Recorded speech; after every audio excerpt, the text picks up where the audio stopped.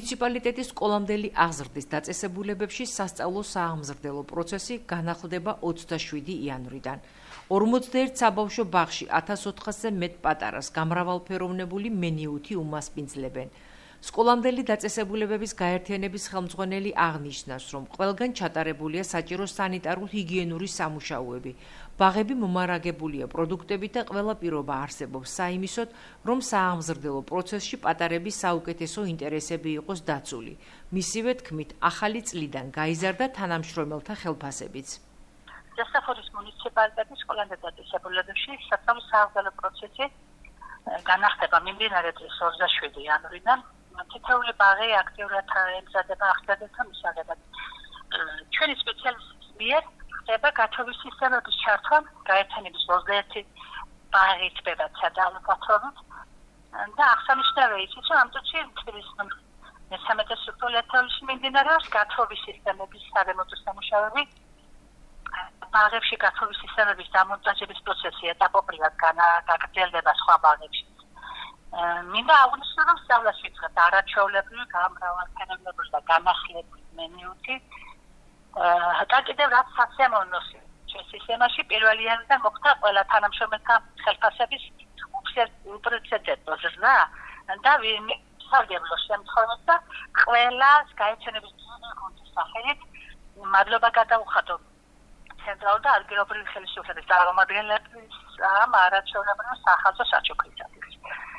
და ბოლოს მინდა მუნიციპალიტეტის ყველა პატარას მშობლებს ჩემი გაერთიანების ყველა თანამშრომელს მიულოცო დამდეგი 2025 წელი ჯანმრთელობა წარმატებებიდან მშვიდობიანი წელი უსურვოთ ისევ.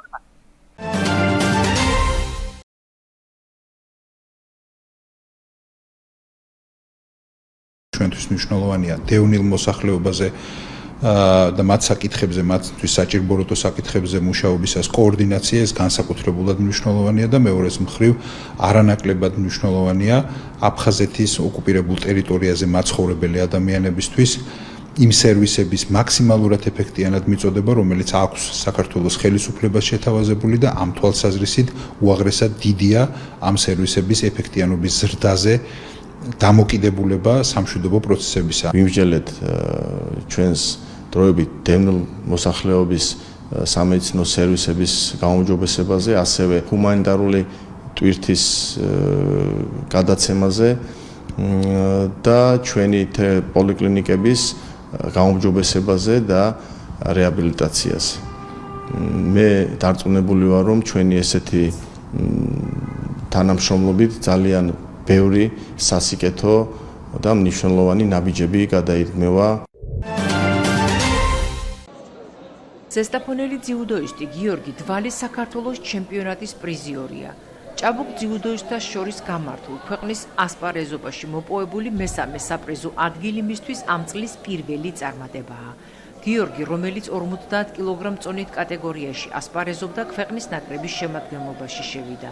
თვლის, რომ ეს არის მისთვის დიდი мотиваცია მეტი შრომის ხარჯზე კიდევ უფრო დაოსტატდეს და წარმატებული ძიუდოისტი გახდეს. ჭაბუკ ძიუდოისტებს შორის ჩემპიონატი 8 წონით კატეგორიაში ჩატარდა და ის 2 დღის განმავლობაში ძიუდოს აკადემიაში მიმდინარეობდა. საქართველოს ჩემპიონატი ჩატარდა ქალაქ თბილისში ძიუდოს აკადემიაში. ვიჭიდავე 2008-დან 2009-დან წლებში. ვიჭიდავე 50 კილოთ კატეგორიაში და 6 შეხვედრა. დავიკავე მესამე ადგილი და შევედი საქართველოს ნაკრებში. შემეძლო მეტის გაკეთება და ახლა წავალ შეჯიბრებზე საზღვარგარეთ და საქართველოს ვასახელებ.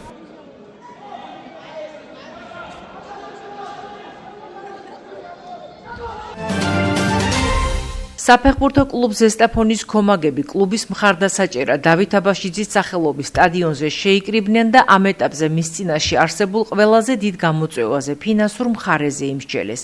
ამბობენ, რომ ამ მიმართულებით შექმნილია არასახარბიელო მდგომარეობა, რაც კლუბის არსებობას საფრთხეს უქმნის.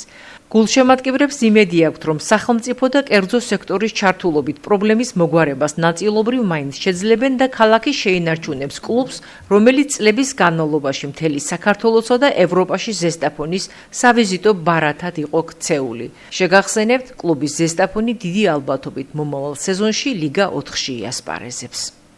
საფეხბურთო კლუბ ზესტაფონის გულშემატკივრები შეიკრიბნენ დავით აბაშიძის სახელობის სტადიონზე. ამ შეკრების მიზანს წარმოადგენდა ერთადერთი რამ, რომ საფეხბურთო კლუბი ზესტაფონი, რომელიც დიდი ალბათობით იასპარეზებს მომავალ სეზონში რანგით მეოთხე ლიგაში, არის ძალიან დიდი გამოწვევების წინაშე, არის კლუბში ფინანსური სირთულეები, გულშემატკივრებს უნდათ, რომ ზესტაფონი გადარჩეს და რაც მთავარია, ზესტაფონმა გააგრძელოს ასპარეზობა საშინაო კედლებში. ზესტაფონის ამ ქალაქიდან წასვლა გამოიწვევს ჩვენში საფეხბურთო ბუმის შეჩერებას, მოგეხსენება მთელ ქვეყანაში საფეხბურთო ბუმია ისევე როგორც ჩვენ ქალაქში ეროვნული ნაკრების წარმატებიდან გამომდინარე და ეს პროცესი არამც არ უნდა შეჩერდეს. გულშემატკივრებმა იმჟელე შექმნილი ვითარების შესახებ და აღნიშნეს ერთი რამ, რომ ნებისმიერ ფასად უნდა შევძლოთ და მოვახერხოთ ის, რომ ზესტაფონმა ითამაშოს ზესტაფონში და იყოს არგარიშგასწრები გუნდი.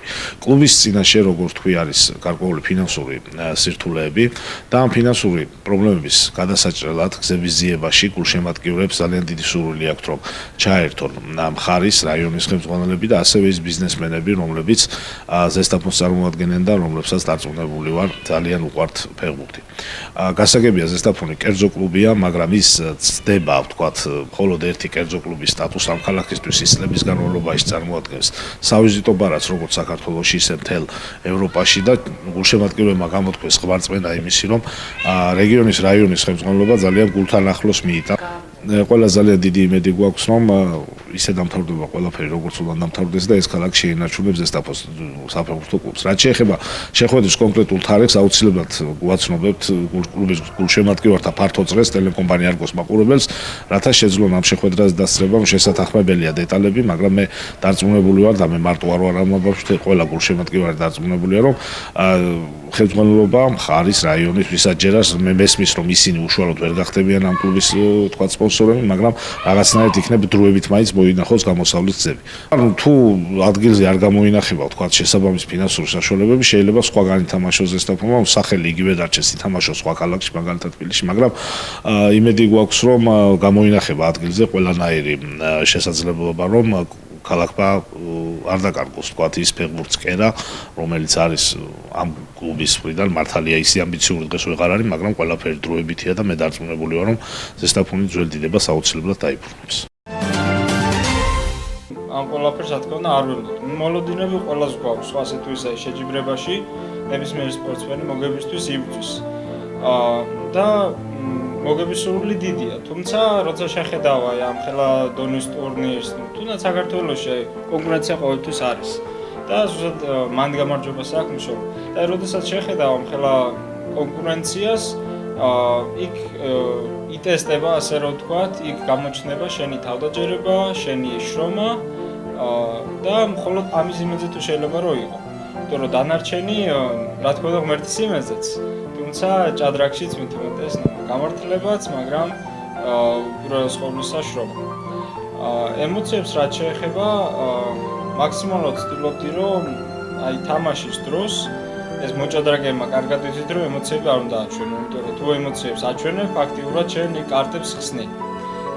და მთავარია სტაბილურობა, ანუ შენარჩუნება ობიექტურობის, დაფაზეც, ისე როგორც პიროვნულად და სანამ ყველაფერი არ იყო დამთავრებული, ასე რომ ვთქვათ, მანამდე არც ქონდა მნიშვნელობა თუ დაიჯერებთ, ანუ მოგებას, წაგებას, ასპარეზს, მაინც ასპარეზობაში გადის და რაც შეეხება იმას, აი როცა ყველაფერი დასრულდა, რა თქმა უნდა, ძალიან გახარებული ვიყავი.